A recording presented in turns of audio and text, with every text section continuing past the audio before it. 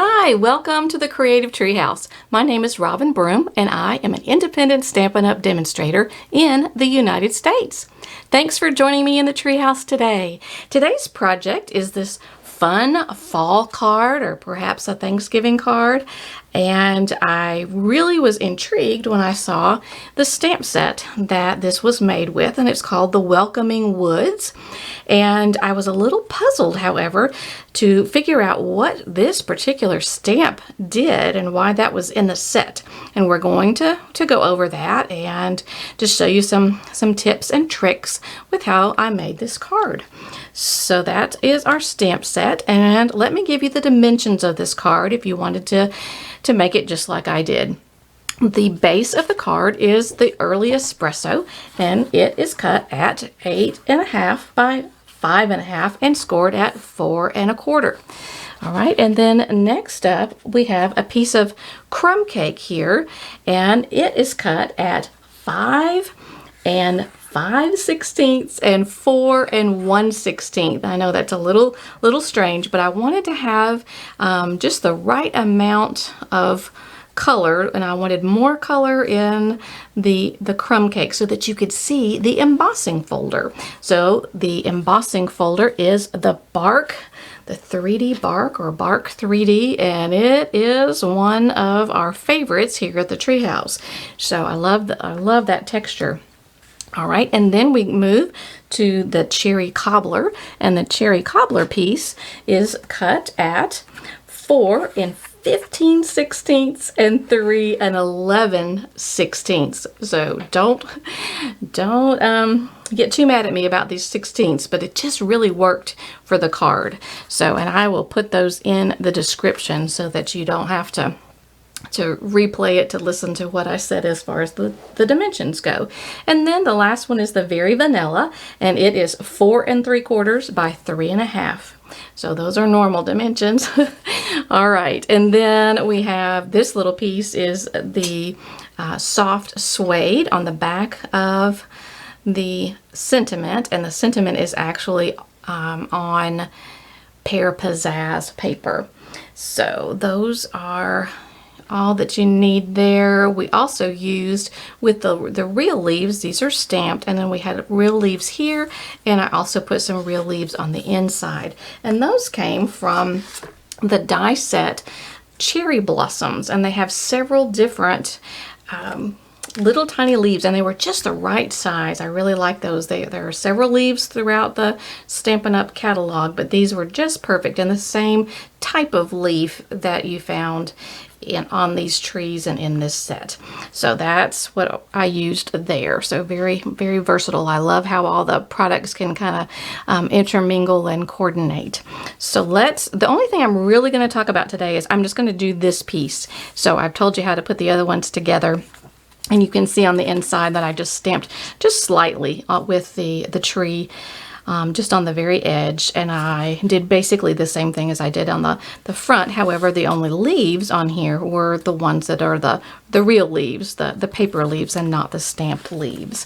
Okay, so let's start with our very vanilla piece. And the first thing that we're going to want to do is actually I'm going to need to put a scratch piece of paper down because I'm going to be going off the edge just a little bit.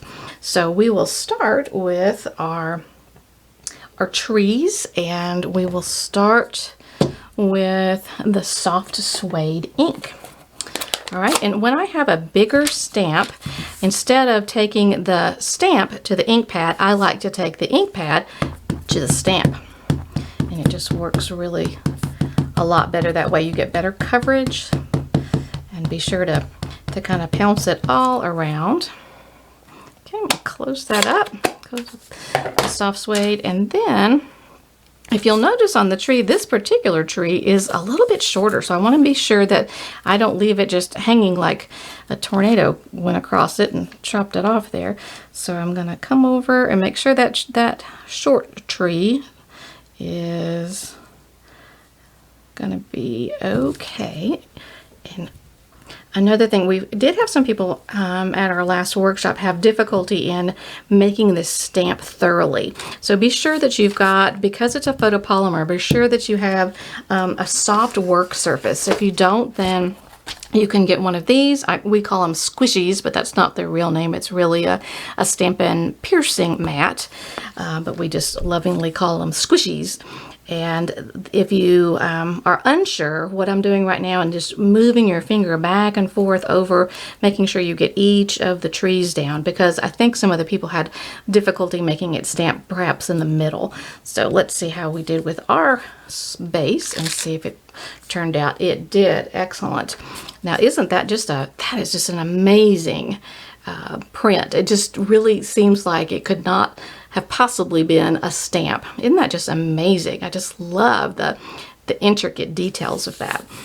Okay, so now we've got our base down. The next thing we want to do is we're going to do the funky stamp, the one that I said I really didn't know what it was. So if you look at it, you can see. Let me see if there's any way.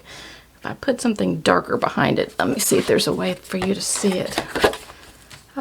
Perhaps a little bit, yes. So you can see where that the trees are the sort of the indentations there, and a few of them have circles in it, and that was a great way to know whether you've got your stamp lined up or not.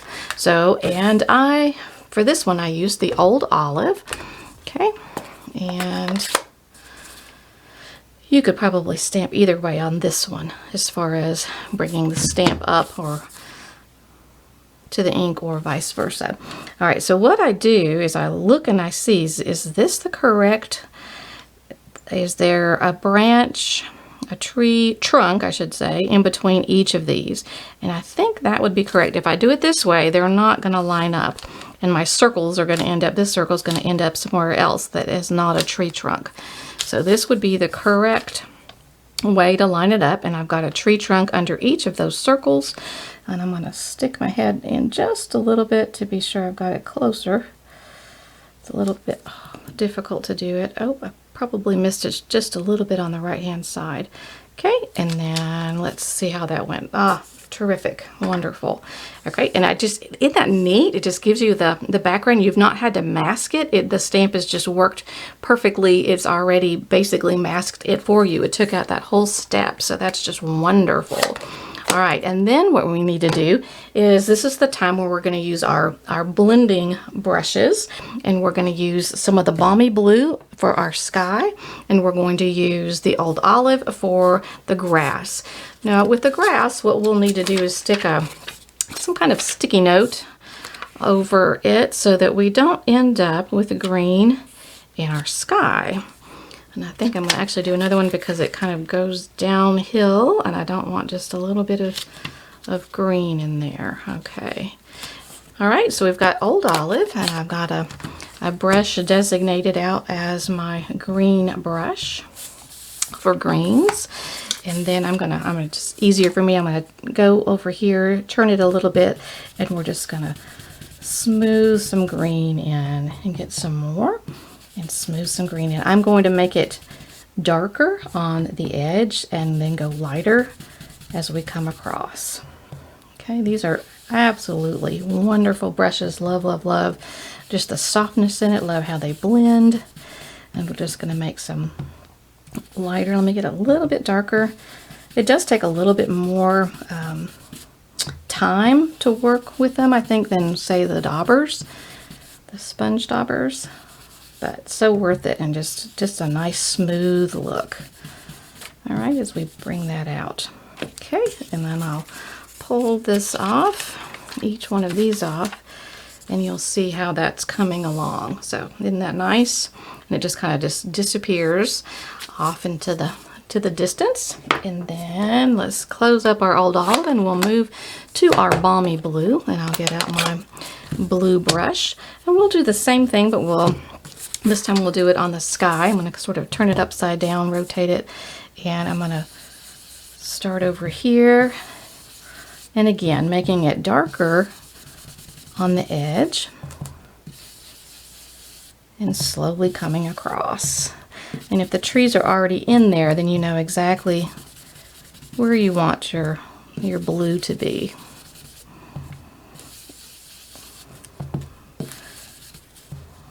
And again, you have to apply quite a bit. Now with the daubers, you usually have to go off and then across, but this, usually I find that it's fine to not have to do that. Every once in a while, once you get the hang of it, it works, but every once in a while somebody might get a little blobby in the greens or whatever, and with the grass, you know, grass isn't totally smooth. It definitely has, you know, blades of grass and different elevations. Okay, so there is that. And that, I mean, just that in and of itself, even without the leaves, I think is fairly striking. All right, now we will move to the leaves. And for the leaves, I've chosen cherry cobbler and crushed curry.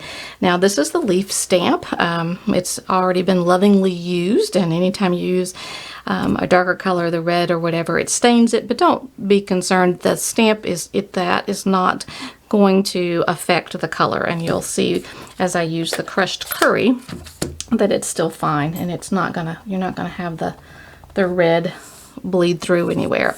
Now this is an interesting stamp. It's got several leaves, and I just kind of go through and randomly turn it, and because it's photopolymer, you can see through it and decide where I would like those leaves to be. And I try to get it as close to tree branches, the ends of the branches, as I can.